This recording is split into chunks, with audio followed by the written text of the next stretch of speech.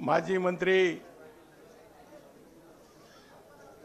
माननीय राजेश भैया टोपे साहेब, जीवनराव गोरे साहेब, जयसिंगराव गायकवाड साहेब, जिल्ह्याचे अध्यक्ष, शहराचे अध्यक्ष, सर्व उपस्थित राष्ट्रवादी काँग्रेस पवार साहेब गटाचे विविध सेलचे पदाधिकारी, उपस्थित बंधू भगिनींनो, पत्रकार मित्रांनो आणि तरुण मित्रांनो, कुछ तो मजबूरियां रही होंगी वरना कोई बेवफा नहीं होता।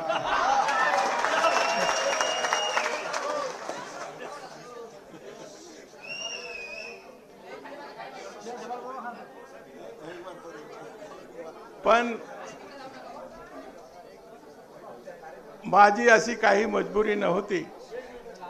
मी साहेबाच्या नेतृत्वाखाली 1980 पासून काम करीत आलो। साहेबाचे चरख्याच्या चिन्हापासून घडीचे चिन्हापर्यंत साहेबासोबतच राहिलो। मराठवाड्यात फक्त 3 नगरपालिका होत्या। पाथरीची एक होती, परतुर्ती वैजनाथराव आकात साहेबाची एक होती आणि त्याच्यानंतर उस्मानाबादची डॉक्टर पद्मसिंग पाटीलचे 3 नगरपालिका एस काँग्रेसचे मराठवाड्यामध्ये निवडून आले होते। आणि तेव्हापासून 85 पासून पाथरीची नगरपालिकाच्या माझ्या नेतृत्वाखालीच आहे। पंचायत समिती आहे, मार्केट कमिटी आहे, जिल्हा परिषद वर सुद्धा राष्ट्रवादी काँग्रेसचा भगवा आम्ही 10 वर्ष फडकेला आहे। राष्ट्रवादी काँग्रेस पक्षाची ताकद परभणी जिल्ह्यामध्ये लय मोठी ताकद त्या ठिकाणी आहे। पक्ष फुटल्याबरोबर मी साहेबासोबतच राहिलो। पण 1-2 महिन्यानंतर काय कारणास्तव काही लोकांचे सांगण्यावरून, जैसा राजेश भैया ने सांगितले कि सुबह का बोला शाम को घर आया तो उसको बोला नहीं कहते।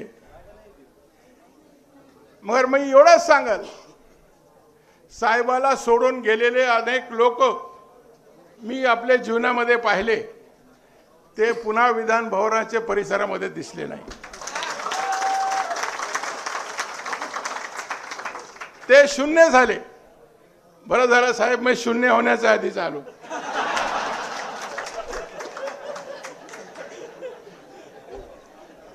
मी आपल्याला एकच संदेश या ठिकाणी आमच्या सगळं मित्र कंपन्यांना देऊ इच्छितो।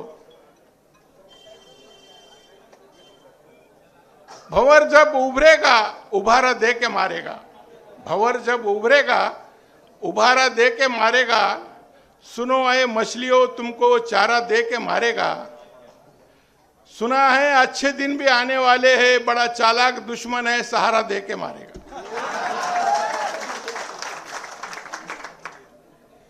आज लोकसभेच्या निवडणुकीमध्ये आम्ही देशाचे चित्र पाहिला। आज लोकांची मानसिकता अशी होती की जे पक्ष जे लोक भारतीय जनता पक्ष, जातीवादी पक्ष आणि इतर पक्षासोबत गेले, लोकांना त्याला शून्य केलं। साहेब 5 वर्ष लोकांनी परिवर्तन केलं। केंद्रामध्ये मोदीचे सरकार दिलं। दुसरे 5 वर्षामध्ये पुलवामाचं प्रकरण घडलं, त्याच्या आधारावर पुन्हा एकदा सरकार आली। पण देशामध्ये 10 वर्षामध्ये एवढा जातीवाद पसरला, एवढा धर्मवाद पसरला की एक प्रधानमंत्री एक मुख्यमंत्रीला असं शोभत नाही असे या ठिकाणी कालच्या लोकसभेला प्रधानमंत्र्याचे भाषण झाले। आज मुस्लिम समाज फार अपेक्षेने आपल्याकडे पाहतो की मुस्लिम समाजाला, मायनॉरिटी समाजाला कोणीतरी एक त्याच्या पाठीवर हात फिरवणारा व्यक्ती पाहिजे, त्याला मदत करणारा व्यक्ती पाहिजे। काय मिळाला तरी चालेल नाही, पण मुस्लिम समाजाला ह्या ठिकाणी एक चांगले भावनाने पाहणारा नेतृत्व पवार साहेबांचे, आणि पवार साहेबांच्या नेतृत्वाखाली हे देशामध्ये राज्यामध्ये निश्चितपणे साहेब किती वर्ष झाले तर देशातली सत्ता परिवर्तन झाल्याशिवाय तुमचा आवेश, मैं तो अल्लाह से दुआ करूंगा कि जब तक देश का परिवर्तन नहीं होता आप हयात रहेंगे। मैं यही गुजारिश करूंगा, ज्यादा वक्त नहीं है। राजेश भैया ने बोला मुख्तसर बात करो, नहीं तो मैं बहुत दिल की भड़ास यहाँ निकालना चाहता था।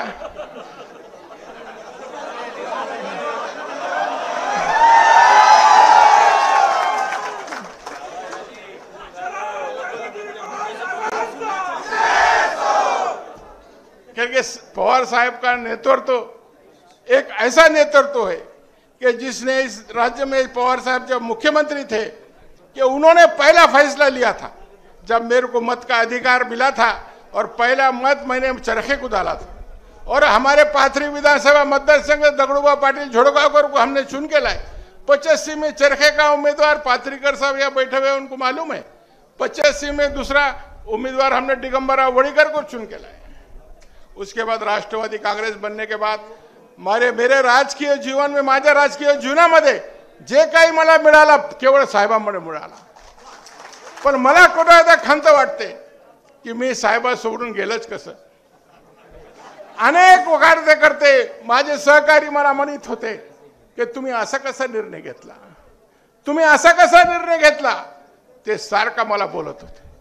आता मला जाण्यासाठी मला आता वाट तरी शोधावं लागेल, कसं यावं म्हणून कसं जावं। मी हे प्रयत्नात होतो, काजे माझ्या मनामध्ये लोकसभेच्या निवडणुकीनंतर मी चित्र पाहिला की सगळ्या देशामध्ये आणि विशेष करून मुस्लिम, दलित, मराठा हे सगळे समाजामध्ये परिवर्तन पाहिजे होतं। आणि हे बारीची निवडणूक भारतीय जनता पक्षाच्या विरोधामध्ये लोकांनी हातात घेतली होती, लोकांनीच निवडणूक हातात घेतली। म्हणून आज भविष्यामध्ये सुद्धा विधानसभेच्या निवडणुकीमध्ये हे आपल्याला चित्र पाहायला मिळणार आहे। अनेक पत्रकार मला विचारत होते की तुम्हाला काही साहेबाने तुमची आमदारकी आज गेली, तुम्ही दोनदा मी विधान परिषदेवर गेलो, साहेबामुळे गेलो। विधान परिषदेचा मला तिकीट मिळाला पाथरीचा, मी आमदार झालो, साहेबामुळे झालो। साहेबाने मला सारखा या ठिकाणी कधी डावललं नाही। माझे मनामध्ये कुठंतरी बेमानी जे झाली असं तर मला खंत वाटत होती की मी साहेबाला कसं सोडलं। मला कधी कधी विचार करीत होतो मी एकटा असताना सुद्धा की साहेबाबरोबर मी आता साहेबाला परभणीने आले तो मी असा विचार केला होता की मी डायरेक्ट जाऊन गव्हाणे साहेबाला सांगायचं आणि डायरेक्ट साहेबाला भेटायचं। पण सुदैव चांगलं झालं की जीवनराव गोरे साहेबांनी मला सांगितलं आणि ते आमचे जुने पद्मसिंग पाटील, जीवनराव गोरे, आमचे पद्मसिंग पाटील काँग्रेसमध्ये, राष्ट्रवादीमध्ये असताना त्यांच्या नेतृत्वाखाली मराठवाड्यामध्ये आम्ही सातत्याने काम केलं, यस काँग्रेस वाढविली। पण मला एवढंच सांगायचं की भविष्याच्या राजकारणामध्ये पवार साहेबांच्या नेतृत्वाखाली हे राज्याचा सत्ता परिवर्तन झाल्याशिवाय राहणार नाही याची मला खात्री आहे। आणि साहेब मला जे जिम्मेदारी पक्ष बांधणीसाठी, पक्ष संघटना वाढविण्यासाठी, पक्ष संघटना मजबूत करण्यासाठी मला जे काही जबाबदारी, एक पक्षाचा छोटा कार्यकर्ता म्हणून मी आपल्याला सांगू इच्छितो कि जे काही जबाबदारी अपन देते निश्चितपणे ते एड़ी चोटी का जोर लगा के राष्ट्रवादी कांग्रेस पार्टी शरद पवार गट को मजबूत करने का काम भविष्य में मैं निश्चितपणे करूंगा। मराठवाडा असो किंवा महाराष्ट्र असो, सातत्याने माझा प्रयत्न राहील की राष्ट्रवादी कांग्रेस पक्ष, शरद पवार हे जातीने मजबूत आणि हे पक्ष राज्यातला नंबर 1 चा पक्ष। हे जसा की आपण लोकसभेचे 10 जागांमध्ये आपण 8 जागा जिंकले, 2 जागा आपल्या चुकीच्या त्या ठिकाणी चिन्हामुळे गेले।